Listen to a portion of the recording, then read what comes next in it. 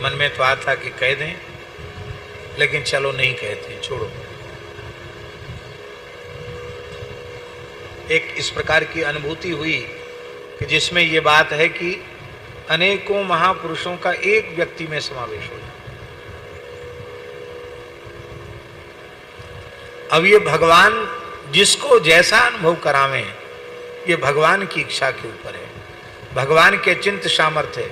अभी आपको पता नहीं है कि इन महात्माओं के देह में कौन कौन से महात्मा मुक्तात्मा बैठकर जगत जीव जगत के उपकार का काम कर रहे हैं। इसको ना आप जानते ना हम जानते, कोई नहीं जानता है।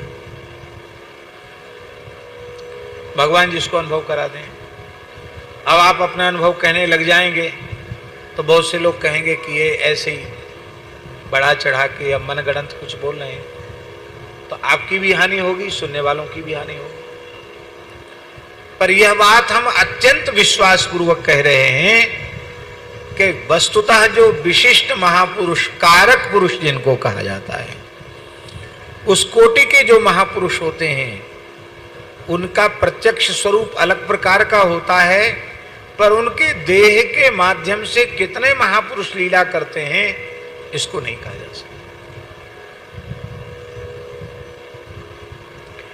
इसको या तो भगवान जनाना चाहें किसी को कि उसको पता चले कि हमारे भीतर किस किस के अनुग्रह से कार्य हो रहा है,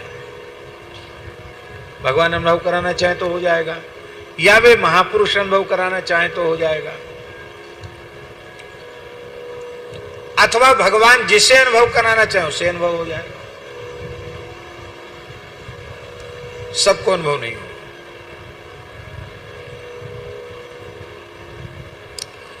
बोलो भक्त वत्सल भगवान की जय।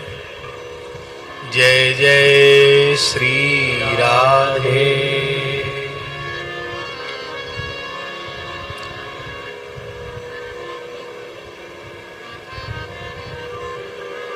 अरे नहीं, अब भीतर से मन नहीं है।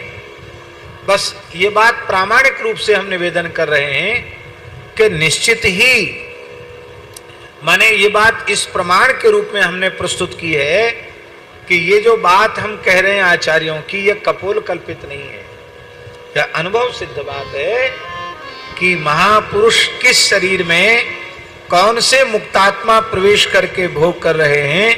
अरे भाई, जब भूत प्रेत किसी के शरीर को माध्यम बनाकर, उसको अपना घोलना बनाकर और दुनिया में बड़े बड़े झाड़ फूक दरबार और चमत्कार कर देते हैं, तो ये समर्थ ऋषि मुनि महात्मा ध्रुव प्रहलाद अम्बरीश आदि मुक्तात्मा भगवान के भक्त क्या किसी विशुद्ध अंतःकरण के जीव में प्रवेश करके जीव जगत के कल्याण का कार्य नहीं कर सकते क्या?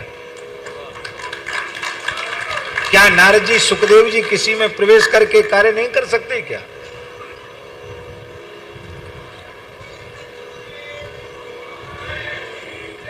स्वामी विवेकानंद के जीवन का एक प्रसंग है। 13 ऋषियों ने उनके भीतर अपनी शक्ति का समावेश किया, तब उस काल में पूरी दुनिया में इतने थोड़े समय में उन्होंने अपना नाम किया। इस बात को हमने उनके ग्रंथ में नहीं पढ़ा था, हमने उनके ग्रंथ में नहीं पढ़ा था इस बात को, न कहीं से सुना था न कहीं से पढ़ा था, लेकिन भगवान ने हमको इसकी अनुभूति कराई। उस अनुभूति का कारण यह था कि विवेकानंद जी के प्रति हमारी श्रद्धा जैसी होनी चाहिए वैसी नहीं थी, क्योंकि वो आधुनिक सन्यासी थे।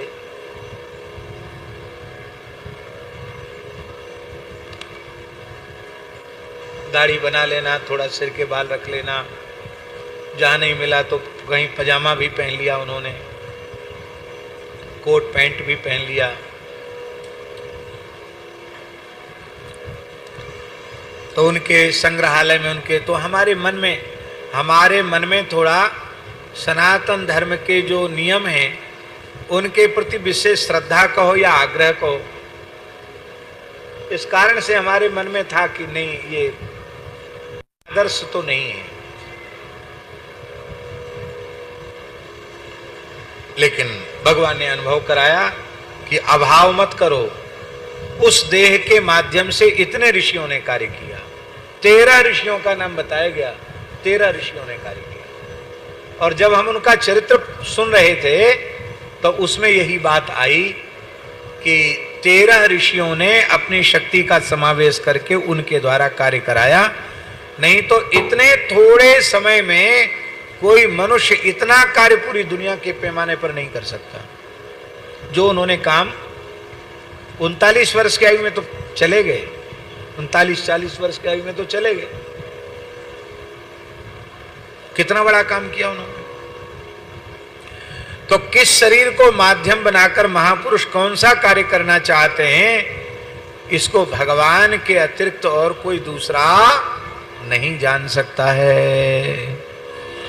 इसलिए जो अवतारी या वरदान या शाप से प्रेरित जो जीव होते हैं वो इन मुक्तात्माओं में ही समाविष्ट होकर के और उपभोग कर लेते हैं। अपने वर का अपने शाप का उपभोग कर लेते हैं और उनका भी कल्याण हो जाता है। बोलो भक्तवत्सल भगवान की जय।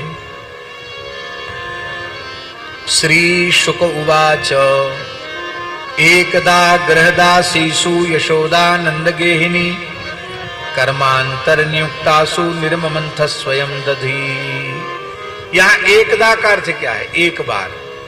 तो एक ही बार दही मथ रही थी क्या?